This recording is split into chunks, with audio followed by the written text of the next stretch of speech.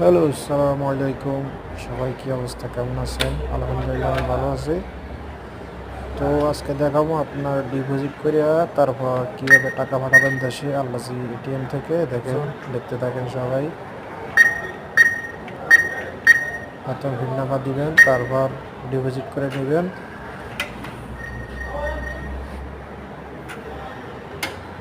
Deposit হইতেছে। Deposit হওয়ার পরে আমরা টাকাটা পাঠাবো। এখন ডিপোজিটটা করতেছি।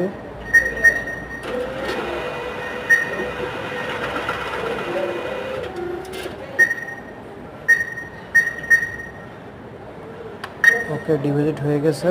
এখন আমরা টাকাটা পাঠাবো। দেখেন, ট্রান্সফার দিব। এখন টাকাটা পাঠাবো পাকিস্তানে।